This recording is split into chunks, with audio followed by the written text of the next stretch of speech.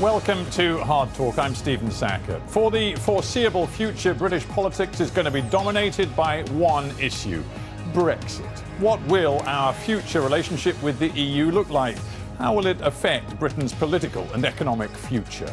Well, my guest today is Nigel Farage, the newly retired leader of the UK Independence Party. It seems odd that the politician who arguably did most to push Britain to the exit door has opted out of frontline politics before any Brexit deal is done. So why has Nigel Farage done a runner?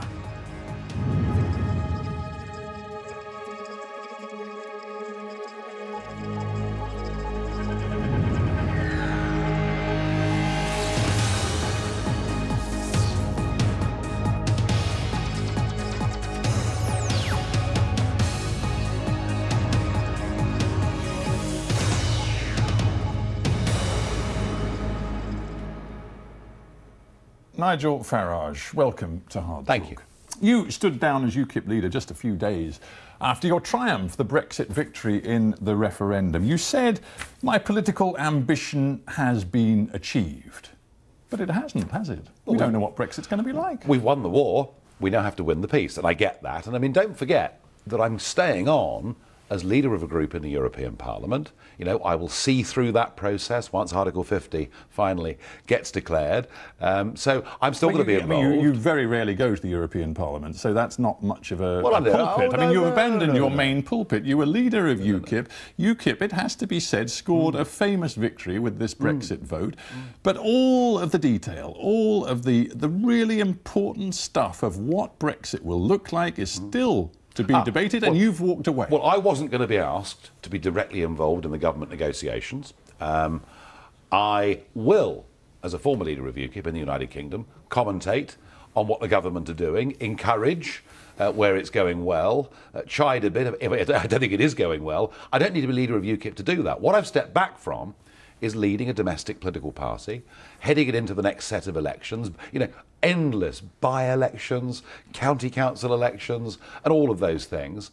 And, you know, I've been doing this quite a long time. Oh, I'm well aware of that. You and I have been talking for quite a long time. But the cynic would say, and certainly those critical of your Brexit views would say, you know, you smashed up the shop and now you refuse to engage in the repair process. You know, you could argue it's never over in politics, couldn't you? You know, you and I could sit here in 2.5 years' time and we've got Brexit, but there's an opposition party who wants to challenge it at the next general election. It's never over in a sense in politics. But this is what I do think. I do think that we will leave the European Union. The question is on what terms. Right, you see, the new leader of your party, Diane James, she says, and this is a direct quote, "The Tory party simply cannot be trusted with true Brexit." Well, do you agree? Because if you do agree, it again just seems odd that you would vacate the stage when the people in charge cannot be trusted. But however well I do as party leader in county council elections doesn't really affect that very much, does it? You know, whatever I do in a by-election in Witney or whatever it may be doesn't really affect that very much. Well, of course it does. It affects it in the same way that because of the surge of support for you and your party in the last few years, David Cameron was effectively forced to take the decision to have a referendum. So you are important. You seem to be denying your own importance. But I'm not running away. I'm still there. I still exist. I'm still part of UKIP. I will support the new leader. Well, she's probably going to be a bit worried then. If you're saying, you know what, I'm just going to be as important as ever. I mean, you're not the leader anymore. You can't be leader and not leader at the same time. In terms of commentary, in terms of engaging in debate, I'm going to be there as I was before. What I won't be doing is dealing with party politics. Let's now focus on what Diane James said about the Tory party, the Tory leadership not to be trusted. Article 50, that is the formal way in which the negotiating process between Britain and the European Union is triggered. It hasn't been triggered. It seems now, from Theresa May's words, that it won't be triggered until 2017, and many of those around this decision seem to believe it may not be taken until late 2017. Do you think that's acceptable? That would be a disaster. That would be a disaster, because in terms of, once Article 50 is triggered, in terms of our negotiations, one of the biggest opportunities are the elections taking place, the presidential elections in France in the spring of next year. And of course in Germany we've got the general election happening in October of next year. And one of the big things that British negotiators need to do is they need to go and meet every German car manufacturer every French wine, well, that may be pushing it a bit, but the big French wine producers, because ultimately, you know, a non-tariff-free deal, which for us, by the way, doesn't sound very attractive, but it's better than where we are now. But a non-tariff-free deal actually affects German workers and French workers far more adversely, potentially, than it does us. We need to be making these arguments and making this part of the German general election. Just to be clear, when you talk about a non-tariff-free deal, you are saying, are you, that you believe it is possible to get a deal which involves tariff-free access to the single market, while at the same time completely walking away from the principle of the free movement of labour? Well, there are 48 other countries in the world that have just that. I mean, this is the point, isn't it? That we're living in a world where all over the world we've seen a mushrooming of free trade agreements between countries in every continent on the planet, and free trade agreements do not virtually ever include the free movement of people. Now, the reason that the EU initially will play hardball is because they're fearful that if they were seen to give this to the United Kingdom, that half the other countries in the European Union would want the same thing too. But yes, and that's a very real fear, which is why everybody from Juncker to Merkel to Tusk, to all of them are saying your vision of what might be achieved is completely, utterly unrealistic, is not going to happen. At what point will you start to believe their words? As a starting point for negotiations, you would be surprised if they said any different.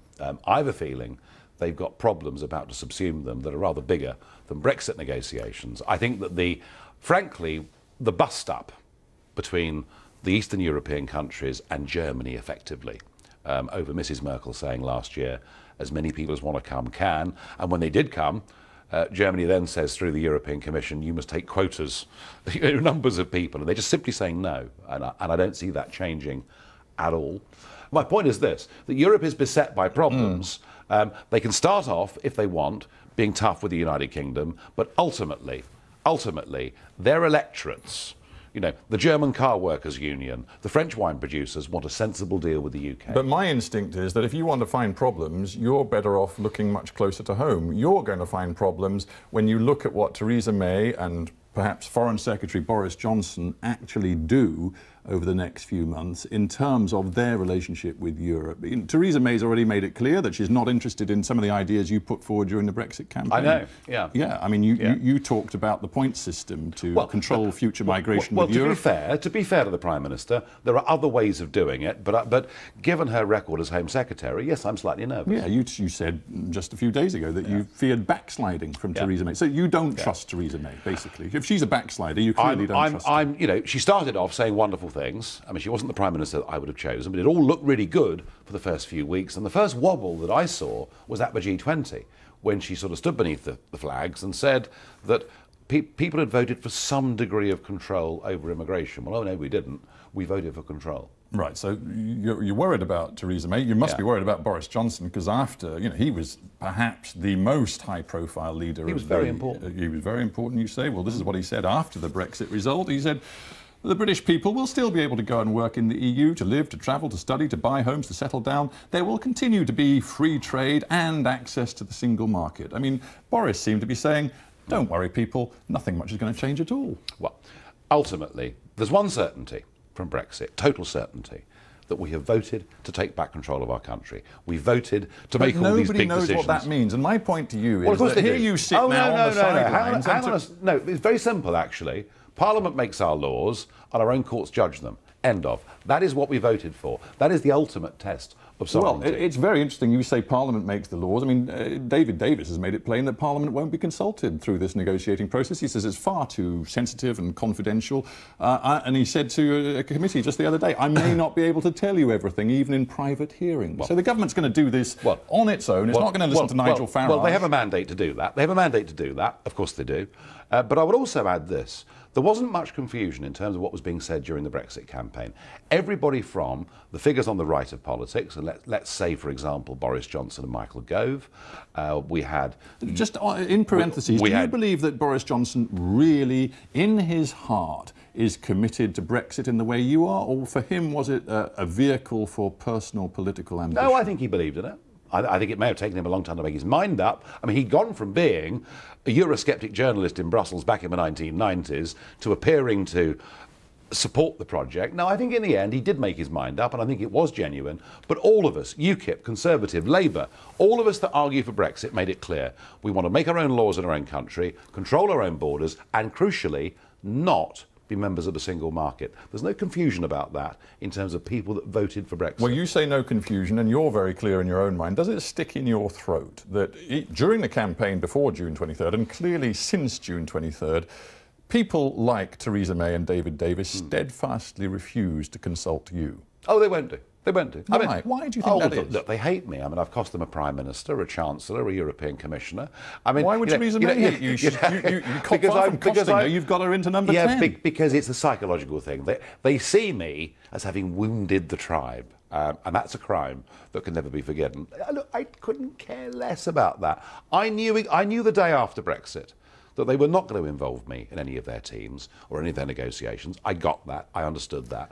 I've taken the view that I can do a lot from the European Parliament, and a lot, actually probably more, on the European question, not being leader of a domestic political party, which being on the road the whole time, supporting election campaigns up and down the country. So I know exactly where I am with this. I'm happy with that. I'm worried about the government. I'm worried about backsliding. And you don't trust them. Let's just get to a yes-no thing. You don't trust this government. Oh, I was told years ago, never trust the Tories, and that thought hasn't gone away. So let me just expand on that thought and ask you what if you see that Brexit isn't going to be delivered by 2020, for example, what do you do then? Yeah, no, that's a perfectly fair question. I mean, to me, Brexit's easy. We have back British passports, we have control of our fishing waters, and our companies are not subject to EU law through the single market. They're my three tests, if you like, of what Brexit means by 2020. I hope I'm wrong. I hope they deliver all of these things. Well, let's get to my question. What do you do if it isn't delivered by 2020? Well, then I couldn't walk away, could I? I wouldn't be able to go into all the... So this is another famous Farage semi-retirement. No. I hope I never stand for election again, ever, anywhere. I hope I don't need to. I did not come into this for a career. I came into this for a cause, for a crusade. Let's, if we may, just cast our mind back for a brief moment to the campaign itself. Are you ready now to express some regret for some of the things, including, frankly, falsehoods that were peddled by the Leave campaign during the campaign? We've had 45 years of lies from those supporting the European project, telling us it was a common market. Don't worry your little heads, it'll never be political. And they go on lying. The very day the European... I wasn't asking about their campaign, I was asking about yours. Do you regret the lies that were told on your side? On the very day the European Constitution was produced by Giscard, the House of Commons was told by the Europe Minister it was a mere tidying up exercise. Giscard said it was for a superstate. So we've had to put up with an endless diet of lies. Now, as far as the Leave campaign was concerned, there was one mistake that was made. What was that? There was a factual mistake that was made. That? That was the 350 million. And that was a factual mistake. It was on the posters, I mean, on the battle buses. A very small factual mistake. The message to the people, a very small if you factual vote mistake. Brexit and get Brexit, £350 million a week will go to the NHS, and that is a complete falsehood. Yeah, and if you vote Brexit, according to the Chancellor, each family will lose £4,500 a year. Look, there was some nonsense. Why redirect my questions to take a pop at the opposition? Why not now, because it's over, why not acknowledge, some things were said that were false, that were lies, and you regret it? I think that was the only fundamental mistake that was made in terms of fact. Fundamental mistake? How did because it the happen? net figure... Because you were cynical? Because you would say almost anything to win? It wasn't my figure, and I argued very strongly against it. I sat talking to Michael Gove, as I'm talking to you now, saying, drop it. It's an error. It doesn't work, because the net figure is 220 million a week, and nobody could argue with that. Now, actually, did it being 350 as opposed to 220 shift one single vote? I doubt it.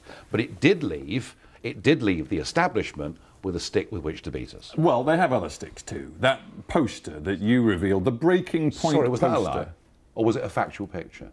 Well, I'm not discussing whether the picture itself was factual or not. But the thing we're on here... I'm discussing the message it sent to the people of Britain. There you were with your poster, which pictured all of these people queuing at one of the border crossings into Europe's eastern flank. They were Syrians, they were Afghans probably, and Somalis. They weren't queuing.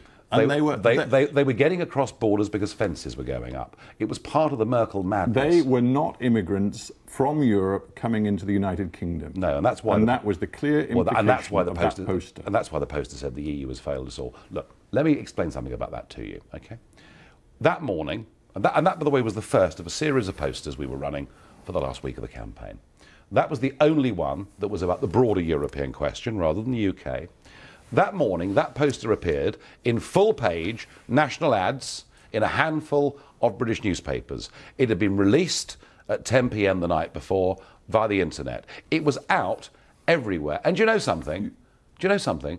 There was very little criticism or condemnation of it. Your own parliamentary, your own MP, the one MP you've got in Westminster, said he was deeply uncomfortable. He said nothing. He said he was deeply uncomfortable. You've got to listen to me and understand what I'm telling you. What happened in this referendum campaign? There was barely a note of criticism about that poster. But when your own MP says he's deeply... He said nothing. What do you mean he said nothing? Will you listen to me about the timings of this? There was very little criticism of that poster. And then, that afternoon, Joe Cox was murdered on a Yorkshire street. Okay?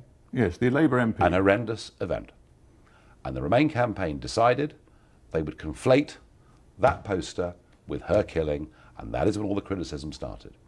Had that awful murder not happened, you wouldn't even be asking me. The bottom line is your own MP resiled from that poster and its message. Afterwards, everybody ran for the hills because they're all cowards and they didn't want to take any stick. Your own MP's a coward? Well, look, he's not UKIP.